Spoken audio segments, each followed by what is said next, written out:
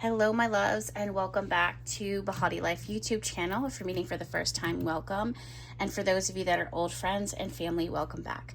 As you guys can tell by the title of today's video, we're going to be diving into the energy of the week ahead through the lens of tarot.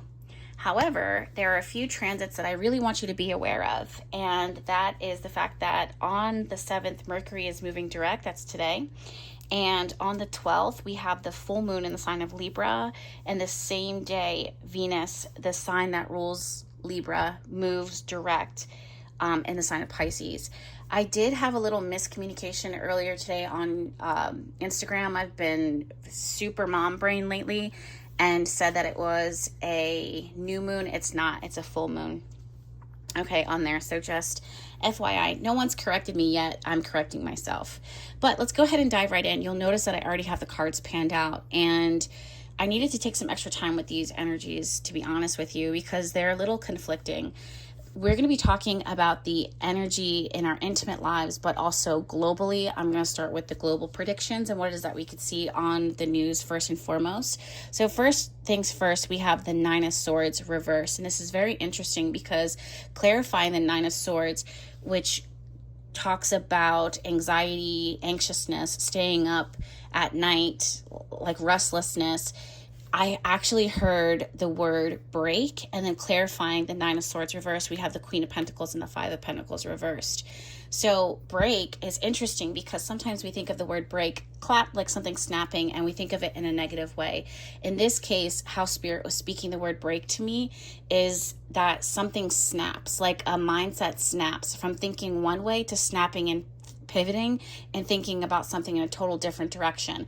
So globally, I'm feeling like where people were once kind of saying that something is a problem, now they're starting to see a solution. Now they're starting to see, oh my gosh, maybe there is some damage that can be repaired. Maybe there's some wisdom, some strategy to this. When before, remember weeks before when I was shuffling and pulling the cards, there was this collective energy here of not being able to understand, and there being massive panic and massive like people being pulled in different directions, being separated from each other, and not being able to agree and see things in the same way. So it's interesting though, and I really want to say that I'm leaving all of my political opinions and perspectives outside of the conversation. This is what we're going to see in the news in the upcoming few days. It seems like there's going to be a break in the pattern that has been making people feel very anxious, and the word is break, but it's like they're just kind of like, if a train is going down the tracks and the tracks separate and all of a sudden the train gets pushed onto a different track, it's like I'm seeing that, like it's like a way of thinking completely gets shifted and moved into a different direction. So it feels like there's going to be a change of heart. The good news is that it feels like it's going to be more positive and optimistic. It's going to give more positive and optimistic perspective to the collective, like to, I don't say the world, because my focus right now is on the United States because I live here. It just feels like, oh, okay, I don't say reparations, but there's more balanced spending. There's more, and a conversation on like teamwork effort here. We're working together as a team. I have something you want. You have something I want. How can we come together to make this work, especially in a space where we're lacking? I do want to say that as optimistic as this does seem and feel, the 10 of Cups, even in the near future, doesn't always promise this blissful state, this honeymoon state in the near future. It represents information coming in that I feel like I do get a big question mark here. And the reason why is because, well, let me take a step back.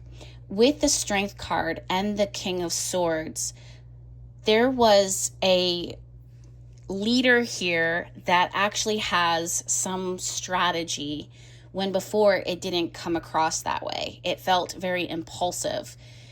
Now there's some type of strategy, there's some type of plan.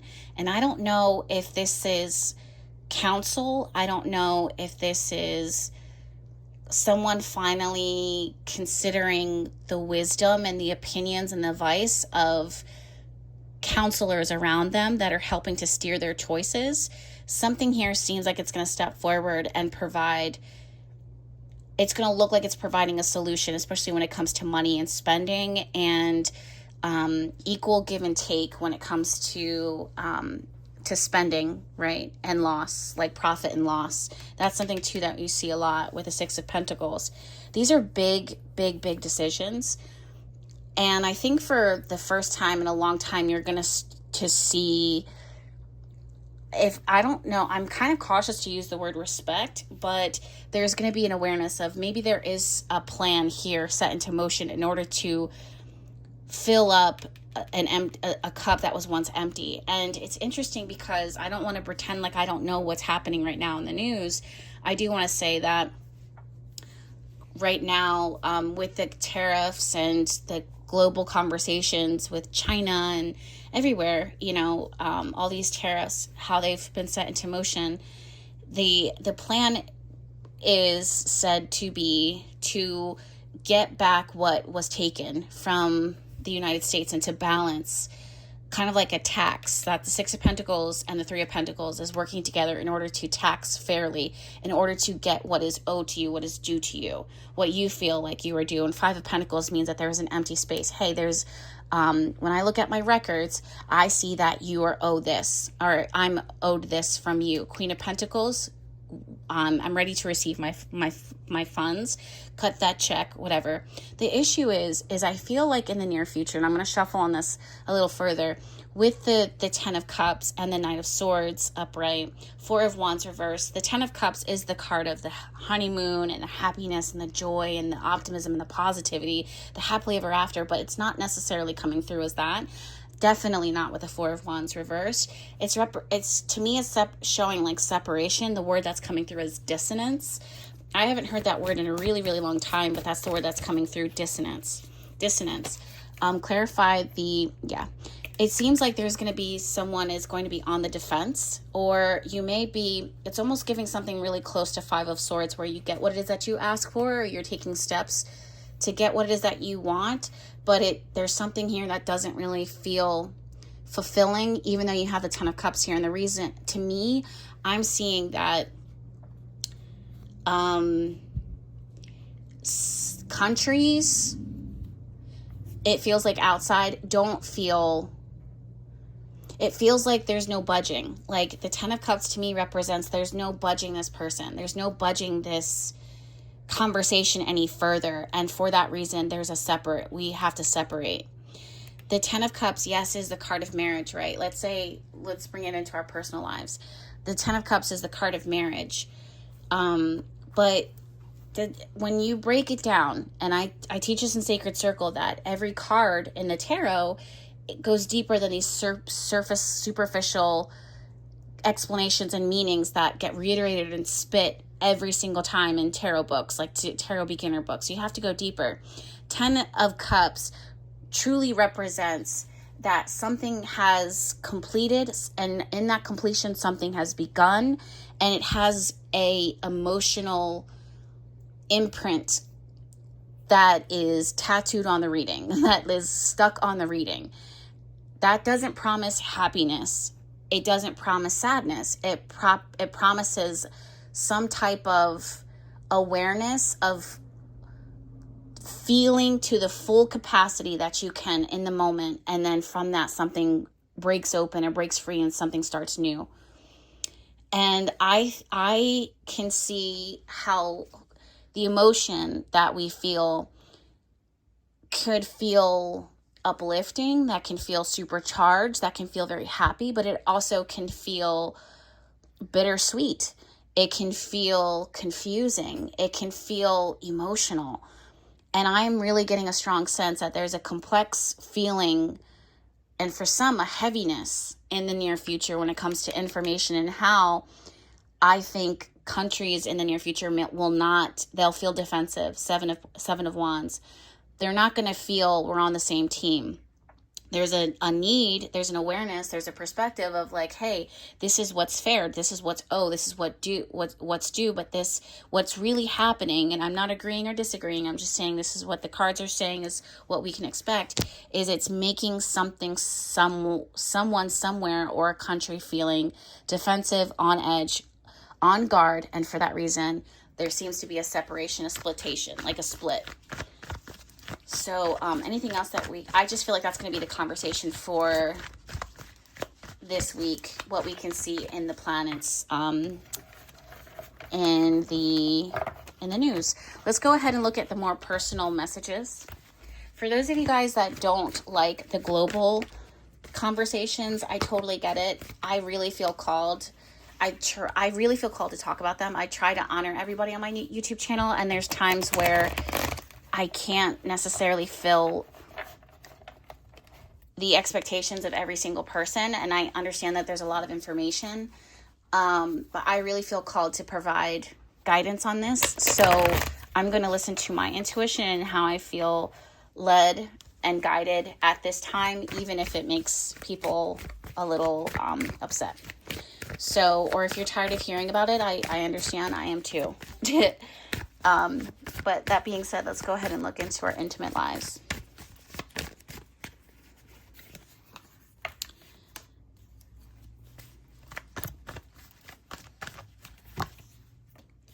For more daily readings on more intimate conversations and going deep, Behati Love Notes, I highly recommend it. I'll link it down below. Four of Swords, upright. Wow, Nine of Cups, Six of Cups. Love this. Okay, so this feels different.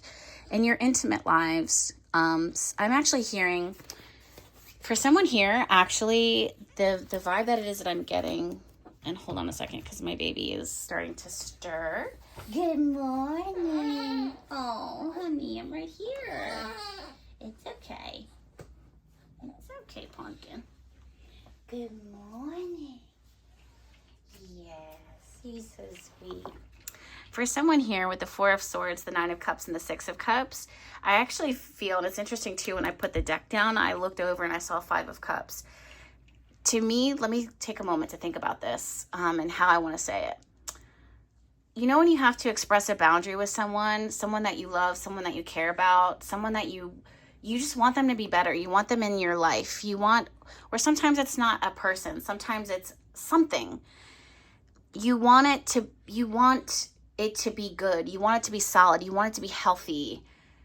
And then you realize, I can't change this thing. And with that, there is a certain sense of surrender and acceptance of the situation or the person. And then you back away and you find peace within yourself. This is what this reading feels like to me. It's that moment when you find peace.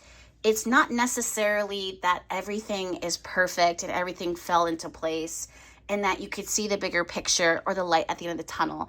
It's the fact that you are okay when you stop trying in places that spirit, the universe, your angels, and your guides have led you away from for your own sake, for your own benefit. There's some things that people have to make their own choices. People are going to be who they are. Circumstances are oftentimes outside of our control, and we have to find acceptance with that. With that, it feels like there's an immediate sense of alignment, and even the word that's coming through is gratification, where you find peace in what you have and gratitude in what it is that you have. And with the Six of Cups showing up here, it feels like the energy of coming home to yourself, coming home. It's interesting because I'm actually getting the image of a butterfly that has the opportunity to revisit the cocoon when they were a caterpillar, not to stay in there forever, but to remember how good it felt to be well rested, to be nestled up, to be safe and hidden while they were growing. They're not going to stay there forever. It's just an opportunity to go back to the place when they were half mature, when they weren't their full self. The Five of Cups is literally the halfway point. Why would we want to do that? We would want to do that because it felt safe at the time. We want to do that because we're remembering, we want to do that because it's bittersweet. We want to do that because it reminds us of where we've come from. We would want to do that because we see how far we've come, and we acknowledge and we celebrate that growth. We want to do that because we loved something so deeply, so profoundly at that stage, at that cycle, at that time, in that season in our life. That's not something that we just walk away from. Sometimes we sit with it, we settle with it, we hold it in our hands, even if it's a memory, before we pick up and move forward and start the next chapter. For someone here, I feel like there's something to be said for the growth, but also and the future and what it is that you're manifesting. But there's a part of you that stops short and reminisces and remembers and cherishes and mourns, for some of you guys with the Five of Cups, what was lost or who you were. And I can relate to that even in my own life as I transition from who I was to who I am now, and come to the realization that I can't go back. So when I do go back in my mind, when I go back in my memories, when I go back in the energy, I look at who I once was and I hold her close, and I understand and I thank her for all of her hard work, for all of her effort, for the lessons that she learned. And then I'm also simultaneously kind of laying her to rest. I have so many photos, so many memories of who I was. And I was talking about this even with Behati Love Notes. I have so many memories of who I was. I'm not trying to run back to her. I am actually resting in who I am today and preparing myself to re-enter into the world, and maybe for the last time say goodbye to that aspect of myself permanently. But before I there's this need to kind of honor the journey and all that it's been, because it was special. It was special and it meant something, and it did serve. So I really feel it's interesting that Mercury is moving direct in Pisces. Pisces connects us to our intuition and the depth of our feelings and our emotions. And then Venus moving direct on the 12th in the sign of Pisces. The full moon in the sign of Libra. It just feels like all of this feels like this is where our thoughts are drawn. This is where our hearts are drawn. This is what we're attracted to, what we're drawn to. And it just feels okay. I feel like the full moon in Libra is a sign of harmony and partnership, of course. But I feel like it's the final season, the final moment where we say goodbye and kind of close out that chapter and see things for what they are, feel our feelings deeply, profoundly, and then close that book for good. So I'm sending you guys all of my love. Thank you so much for allowing me to shuffle and read for the collective energy. I hope this resonated for those who this was meant for. For everyone else, if you really benefit from intuitive channelings and journal promptings and deep self-reflections and prompts that make you realize different aspects of yourself, Behati Love Notes is where it's at. I will link it down below. It's my monthly subscription. It's your gift that you can give to yourself. I show up for you guys every single day or every other day, depending, except weekends. I've been taking that time to spend with my little one. And yeah, thank you guys again so much for hanging out with me and allowing me to channel for you and read your energy. I'll talk to you guys later.